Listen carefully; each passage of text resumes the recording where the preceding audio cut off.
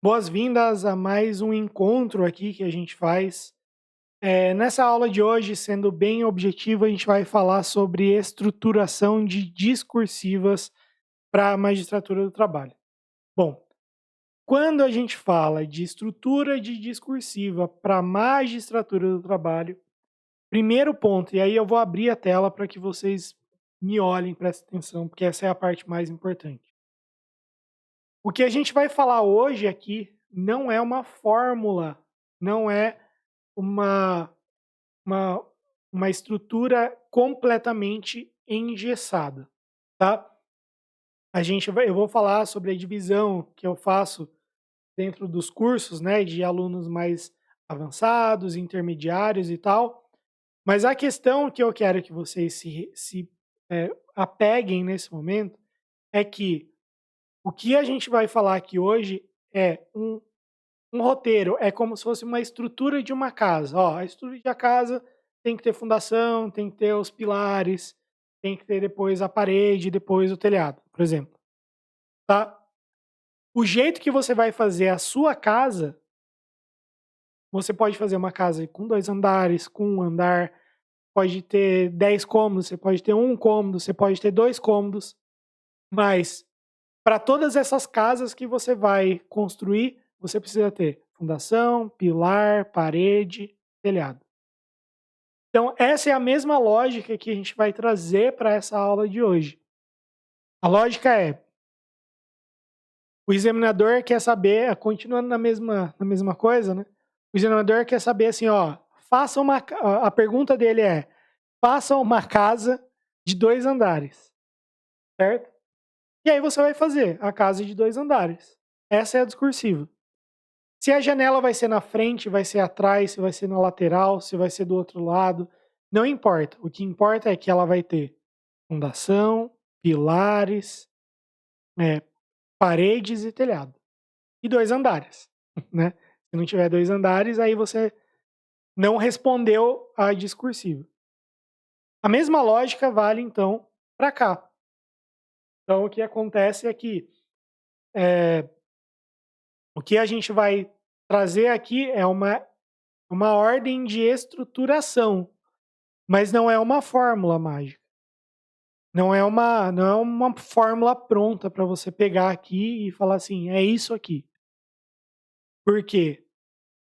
Porque no fim das contas, se você está prestando um concurso para a magistratura ou para o Ministério Público, ou, mais especificamente dos nossos cursos, Magistratura do Trabalho e Ministério Público do Trabalho, 2 coisas você tem que levar. Você vai entrar no seu cargo público para decidir o destino da vida das pessoas. E a prova discursiva é onde o examinador tem a maior possibilidade de entender o que está acontecendo, qual é o seu estilo de raciocínio, qual é a sua forma de se apresentar, de raciocinar, de expor ideias e assim por diante. Então, se você usa uma fórmula mágica, a sua exposição de ideias, o seu raciocínio, sua forma de pensar, ela fica artificial. E isso é plenamente captável. É fácil de perceber. É muito fácil de perceber quando a pessoa usa uma fórmula, porque isso é fácil de captar. É muito fácil de captar. Beleza? Então, esse é o primeiro ponto que a gente vai falar. Não é uma fórmula mágica, mas a gente adota algumas coisas aqui para facilitar a exposição de ideias. Então, o que que acontece? Quando você está numa discursiva, o que vai acontecer é que você na magistratura do trabalho é assim, mas nas outras é bem parecido. E no Ministério Público do Trabalho também. Você vai se deparar com uma quantidade absurda de coisas para escrever. Na magistratura, 10 questões normalmente, cada uma falando sobre um tema diferente, e você tem que imprimir uma velocidade muito grande, mais ou menos aí meia hora para cada questão, para cada discursiva, desde a leitura até terminar de escrever, tem que ser meia hora. Se for mais do que meia hora, você está devendo tempo, e aí não vai terminar a prova. Beleza. A estrutura, ela serve como um start para você conseguir colocar o papel na caneta e começar a escrever. Porque se você ficar travado nesse momento de pôr o papel na caneta e começar a escrever, você vai perder tempo. E aí sua resposta vai ficar ruim. No concurso, no primeiro concurso nacional, existia regulamentação sobre o número mínimo de linhas de discursiva, que era de 10 linhas. Então quer dizer que a gente não pode pegar aquele estilo de escrita de segunda fase da OAB. Ah, o fulano tem horas extras? Sim, conforme tal. Então, a lógica é invertida aqui. A lógica é invertida. A gente vai adotar um processo de silogismo, tá? Às vezes eu travo minha fala aqui, mas a gente vai mais ou menos um silogismo, eu vou deixar entre aspas aqui. A gente sempre vai colocar a premissa para depois colocar a conclusão. Primeiro a premissa e depois a conclusão, sempre. Seu raciocínio ele sempre deve partir desse pressuposto. Então, num caso, por exemplo, eu vou falar de uma discursiva recente que a gente fez. Competência para execução individual na ação civil pública. Pode ser o domicílio do credor? Essa é a pergunta. Não é dessa forma, a gente pôs um caso concreto, mas a execução individual de coisa julgada, de título de crédito, de título judicial. De novo, a execução individual de decisão proferida e no microsistema de tutela coletiva pode ser no domicílio do credor? Essa é a pergunta. O que você iria falar? Qual é o nosso primeiro impulso? É a gente falar sim por conta do artigo 98, parágrafo 2º, inciso 1, é 1 do CDC, e... Não, vou até mais longe. Sim, porque este é o entendimento do TST. Esse é o nosso primeiro impulso.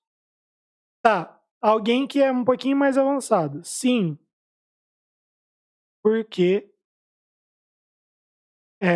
Desculpa. Sim, porque... É junto, tá? Porque se aplica o artigo 98, parágrafo 2º, 1, CDC e artigo 101, 1. Neste sentido, é o entendimento do TST. Tá, esse já foi um pouco mais rebuscado, certo? Porque ele falou primeiro o fundamento, para depois falar que esse é o entendimento do TST. Só que olha só, eu estou simplificando aqui a ideia, mas nas duas respostas, primeiro vem a conclusão, que é o sim, e depois tem a premissa, depois vem a explicação. Conclusão, depois. E qual é o raciocínio que o examinador espera de você? E é o raciocínio que o juiz, você, no futuro, no seu dia a dia, deve adotar. É um fundamento de analisar o instituto, analisar as provas, e você vai fazendo uma sentença, né? Aqui você já vai fundamentar, certo? E aqui uma decisão fundamentada. Numa sentença, o ideal é que você fale assim, ó, a insalubridade tem previsão no artigo 192 da CLT, os percentuais são de 10, 20 40%, né. Então, analisei instituto, fundamentei. A prova pericial concluiu tal e tal e tal. A prova testemunhal concluiu tal e tal e tal. Nesse sentido, tal, tal e tal. Portanto, com base no laudo pericial produzido, qual adoto, nos termos do artigo 479 do CPC, tal, tal, tal, condeno a reclamado o pagamento do adicional de insalubridade. Essa é uma estrutura, a estrutura de um raciocínio bem básico que você adota na sentença. A discursiva, eu não gosto de falar isso, mas eu vou falar. São mini sentenças. São mini sentenças. Inclusive, quando a gente pega as provas do TRT2, elas eram classicamente provas que falavam sobre eram casos concretos bem simples. Na audiência aconteceu isso. Na outra audiência aconteceu isso. No outro caso, o juiz decidiu assim, assim, assado. E aí você respondia. Né, o TRT2 tinha muito esse, esse tipo de prova, né, de discursiva. Beleza. Esse tipo de exposição, de formação e exposição do raciocínio, ela causa, ela tem um efeito, ela causa um resultado de você ter que escrever mais. Porque a partir do momento que você analisa o instituto, analisa as provas e aí fundamenta para depois decidir, depois concluir, isso torna o caminho muito maior. E esse caminho maior que você é obrigado a adotar ou obrigada a adotar, torna a fundamentação de uma sentença não mais prolixa, porque não é sobre isso aqui não é sobre escrever mais, mas é sobre ter uma segurança de que aqui eu estou falando da sentença, de que aquele pedido foi devidamente analisado. Vamos aumentar o ARC. Beleza. Então é isso. O que acontece no concurso? No concurso a gente tem a primeira fase, a gente tem o ENAM, a gente tem a primeira fase, que são as provas, que são as 100 questões objetivas. A gente tem 10 discursivas, a gente tem uma sentença. Sabe qual é o ideal? O ideal é que a prova não fosse assim. O ideal é que fosse uma prova oral gigantesca. Mas imagina fazer prova oral para 12 mil candidatos. Não tem como. Para 8 mil candidatos. Não tem como. Fazer uma prova oral de 3 horas. Uma hora você vem, você fala, na outra hora você vem. Não tem como. Ou fazer 10 provas de sentença. Não tem como. Por quê? Porque se fosse uma prova oral desse tamanho, o que aconteceria? Os examinadores teriam a capacidade de verificar se você realmente tem conhecimento. A discursiva, ela acaba se tornando 10 mini sentenças, porque são 10 formas diferentes de te cobrar 10 conteúdos completamente distintos. Certo? Então é um funil. Na objetiva tem mais coisa com menos espaço para escrever.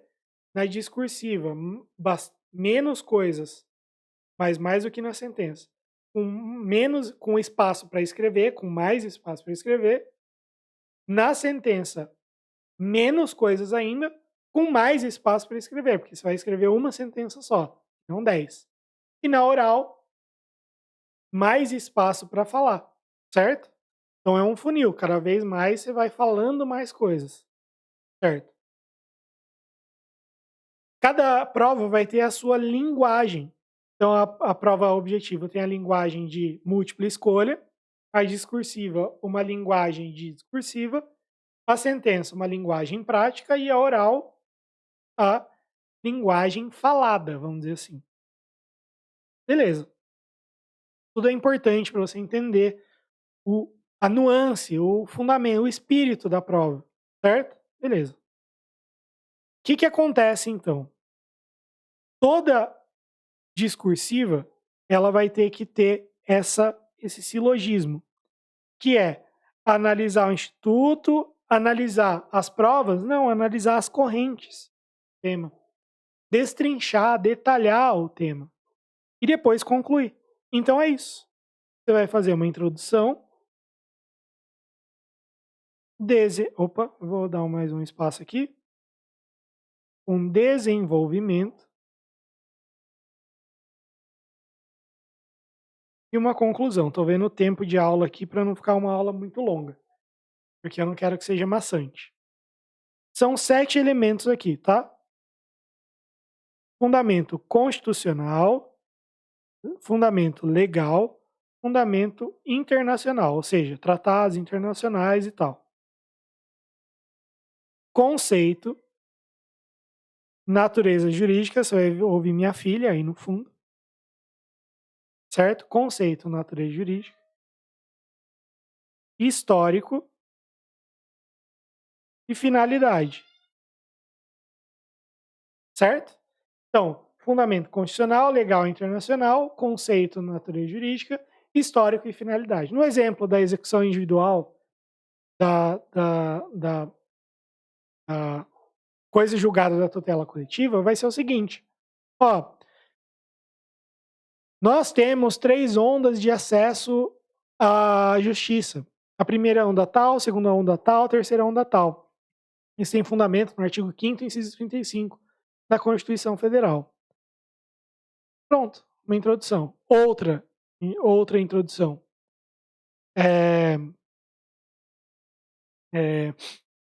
Fundamento legal. Vamos lá.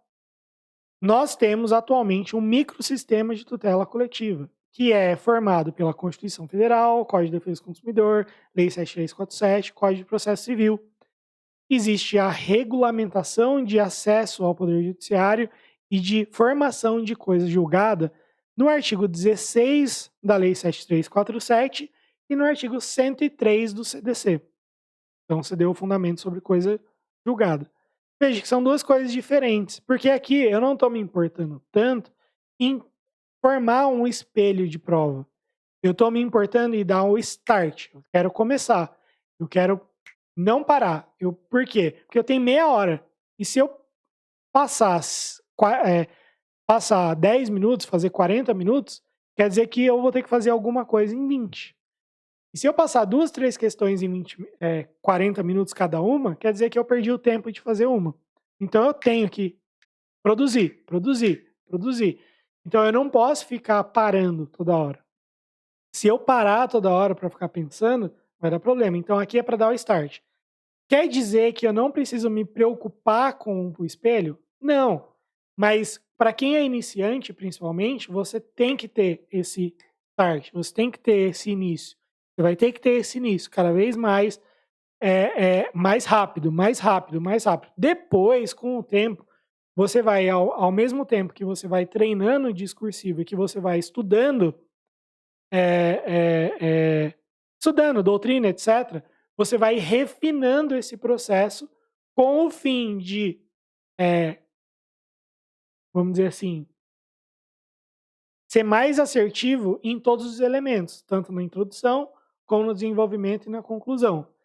Quer dizer que, para quem é iniciante, a preocupação é iniciar, certo?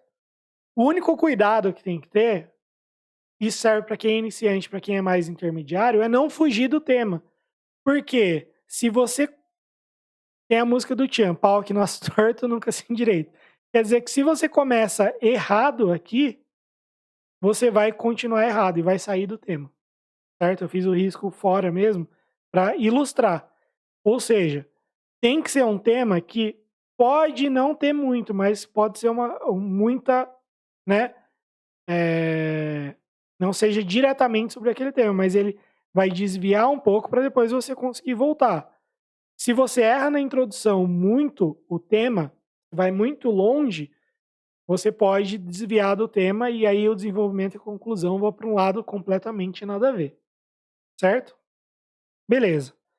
O desenvolvimento vai ser a hora de fazer o detalhamento do tema.